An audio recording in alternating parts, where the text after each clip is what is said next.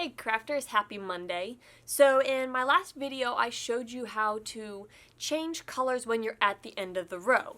So the idea with that, we'll use my amazing sequin pillow to illustrate. If I work across this way on a row and the next row I want to be a different color, you can change it like that. Come across the next row, come across that row, and you can do stripes because you change color here at the end. But what happens if you are working across, so I come this way, change color here, get here, change color, but then partway through, the silver yarn runs out. What do I do then? Because it's not an edge. So I can't just make a random chain in the middle, and if I were to use any of the techniques that we use on the edge, this stitch will not connect with that stitch. So how do we go ahead and finish crocheting so that way we can finish changing our color or changing our skein of yarn, and it's when it's in the middle. I'll give you a real life example. I'm working on this lovely bag here. I'll put the link to the pattern in the description, but if you can see, I'm working across, and right now I'm in this main dark blue color. And this actually happened a couple rounds before where my yarn had run out. I had just a little bit left in this color, and I still needed to keep going in this color, but I wasn't at the edge. I was working in the round, and so let's say I needed to change color or just change to a second ball of the same color yarn because this one had run out. How would I do that in the middle? So that's what we're going to be addressing today. And by the end, you will have the basics of changing colors. And this method that I'm going to show you will apply to any crochet stitch. I'll show you first using the double crochet stitch, but then I'll go ahead and explain how you can apply it to any stitch, and you'll be able to change colors whenever you need to in the middle of a project. So let's get started. So here I am. I've got this piece of fabric that I've done already 2 rows with this green. And let's say I'm working across my 3rd row with the green, and I'm stitching along, and then I get right here, and suddenly I realize, uh-oh, that's all the yarn I have left on this skein. I don't have enough to finish this row. So what I need to do is I'm going to need to use another skein. So we're going to pretend that this cream yarn is actually green, so that way it's like I'm continuing with the same color, but I'm using different colors so you guys can easily see it. So everybody use your imagination like you're in kindergarten and pretend this is green, but we'll have different colors so you can see better. So you might be thinking, well, how do you do this? So sure, you could tie a big knot here with the 2 ends and then weave in the ends, but I found that that makes pretty inconsistent work. It looks pretty sloppy in the end. So what you want to do, I'm showing you with a double crochet stitch, and then I'll show you how the same method applies. So when we try to do one more stitch, we found we could not complete the double crochet. We did not have enough. So what we want to do is we want to go back to the unravel to the last stitch that we could successfully complete. And then you're actually going to unravel it just a little bit more. What you're going to do is to pull out the last loop. So do so carefully because you're going to end up with some open loops here. And that's where I want to put my hook back through. Also, if I was working along and I saw I only had this little tail end left, and I didn't think I'd be able to complete another double crochet stitch, I could have just stopped at the point where I only had 2 loops and I just needed to pull through one more time to complete the stitch. I could have just stopped at that point too. So we're going to set this aside for a moment to prepare our second skein of yarn. So we're going to take the yarn, and similarly to how we did in the previous video about how to change color at the ends, we're going to start by making a slip knot.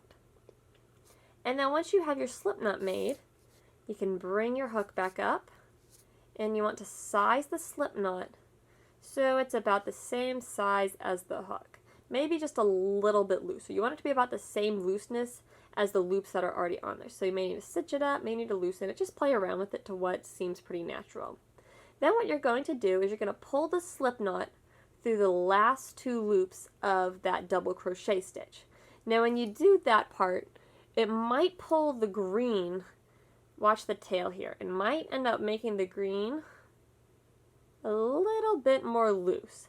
And you don't really want to have a stitch that's got this one big bulge on it. So what you can do with the tail end of the green is pull it tight so it looks even.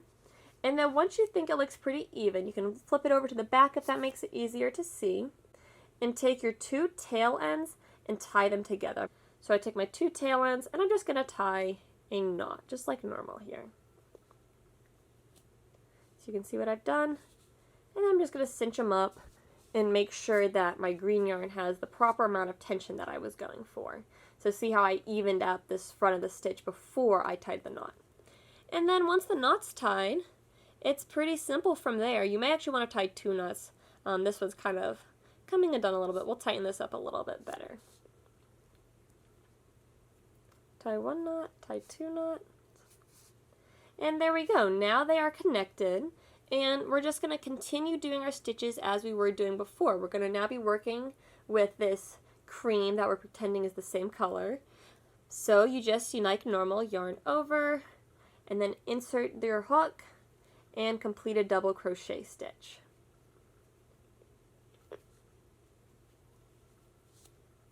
And voila! You have now changed color in the middle of your row.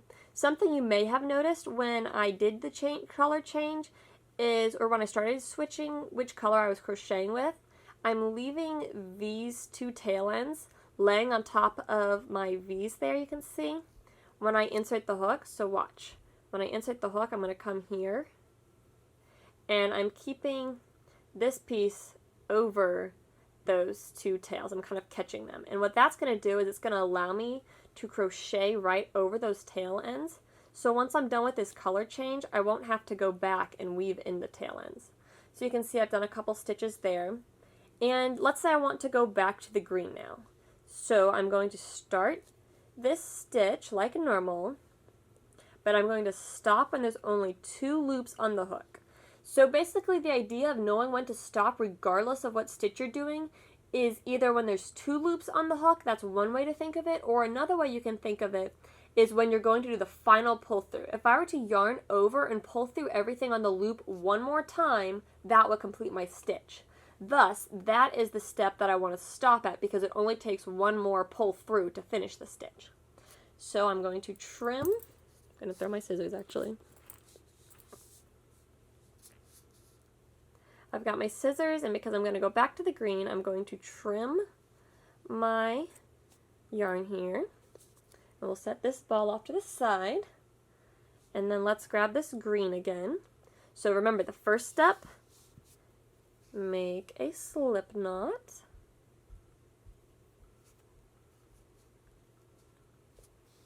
Gonna grab our hook again. We're going to size the slip knot to about the same size as our hook. Pull the slip knot through. So now we've completed this double crochet stitch here in the other color. And then remember to take the tail ends. So this is the tail end that we just finished, because see when I pull on this tail end, notice how it adjusts the size of that double crochet. So I'm going to tighten it or loosen it to make this double crochet even with the others. I'm going to take the 2 tail ends and just tie a basic knot here.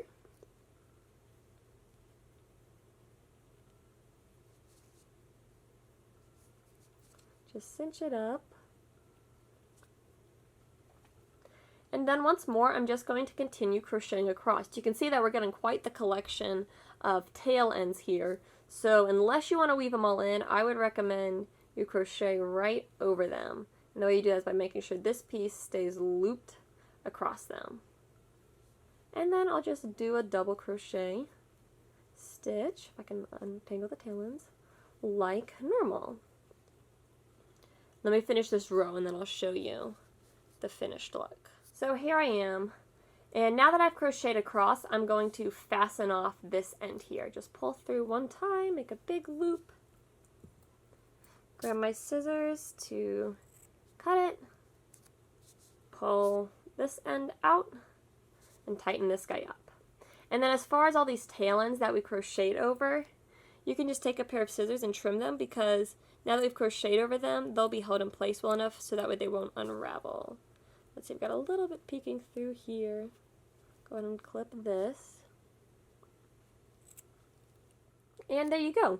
Now you can see that we have a crochet piece where we changed color in the middle of the row. This is a really cool thing to do, because if you change colors and do little blocks and things like this, you can make all kinds of images. So say you're working on a blanket, you can make a blanket where you kind of think of like a grid pattern in your mind. You can Google different images that are made into blocks, and then you can just go ahead and kind of crochet in blocks and change color for each block that you need to create the image. So that's how you do it. And you can also, if you look at the top, what I like about this method is it makes the top look very consistent. You can see, well, we've got our knot peeking through there just a little bit, so I might have wanted to tie my, when I tied the tail end knot, I might have wanted to tighten that a little bit. But you can see how the top looks very nice and consistent changing colors this way, so that when I go to work the next row, there's no confusion about am I counting stitches correctly or anything. So this is just a really handy way to change colors, or even if you ran out of green and you needed to start a new ball of green, you could easily do that with this method too. So now you know how to change your color yarn or change which skein of yarn you're using at any point in your project, which is really awesome because lots of times when you work on projects, especially if it's a bigger project, you might need multiple skeins, multiple colors, and you're going to want to be able to change them. And of course, you don't want it to be a big headache every time you have to change colors or change what yarn you're using. So I hope that these techniques make it easy for you. So comment below and tell me, what are you going to be making that's going to require two different skeins of yarn, whether it's two colors and you're changing at the end for stripes, or whether you're working on a project and you still need the same color, but you've got to go ahead and move to your second skein because you finished off your first one, or just whatever your project is. I want to know how you're going to use this, so tell me below. And look forward to tomorrow. We've got another Tutorial Tuesday coming out, so keep an eye out for that. And until next time, happy crafting!